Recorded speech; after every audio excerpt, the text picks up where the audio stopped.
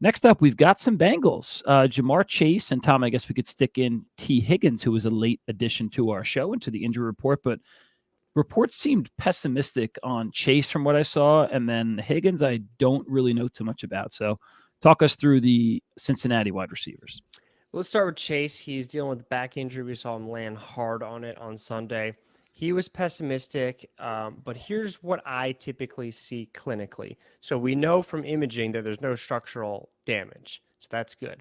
I see all the time people come in my office with a recent onset of back pain, and it is debilitating. It really is. And it's usually the most pain anyone's ever been in. And if you've ever had low back pain, you can't really do much because you move your arms, your back's involved. You bend forward, oh, that's your back getting stressed. You get in and out of a chair. Everything, there's forces going through the back. So when you're in a lot of pain, it's very hard to do anything, and you think the world's ending.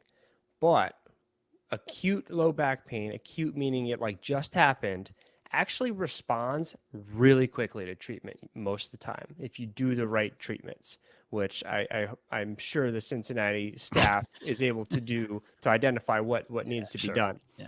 So I'm not that concerned at the moment right now. Of course, we'll see how he does throughout the week, but this is the type of injury that can absolutely get under control enough by Sunday that he can still play and play at a very high level. This isn't too different than Jalen Waddle a few weeks ago, who had a back injury and was able to play and wasn't hindered by the injury. So, of course, we'll look out for how things progress throughout the week. I'll be all over this on Twitter and Instagram and all that. But if he's practicing Friday, I'm starting him Sunday. Fair enough. And again, I think, like you said, Tom, I would think that the Bengals are treating it right. And I feel like there's just like mixed reports all week. Like he was super, again, pessimistic in the beginning of the week. Like sounded like he was going to miss time, but I guess, like you said, with treatment, it responds. So if he's playing, I'm playing him. Did you talk about T. Higgins? Did you? So Higgins is a different story because he came out of the game, no problem, injures his hamstring today, Wednesday, in practice. And the reports that I saw is that after practice, he was walking around real gingerly in the locker room.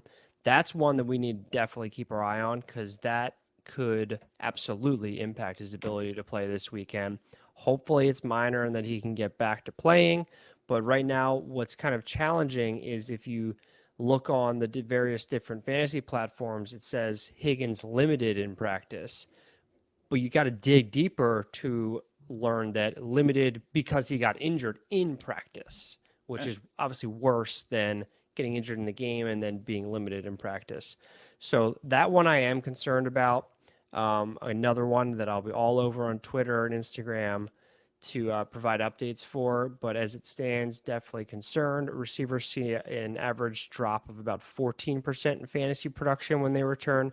A player of Higgins' caliber, that's not that crazy, but we've also seen this is a guy who will think will play through an injury, and not to no fault of his own, probably somebody else making the decision. He'll suit up and then not really play. All righty. A lot to digest, but all makes sense. And what I'm gathering from all this is, as I'm doing right now, sitting here, and he's unavailable in every league except one, I'm running to the waiver wire and making sure Tyler Boyd is on a team, because if any of these guys don't go or are limited, Boyd is going to be the one that reaps the benefits there.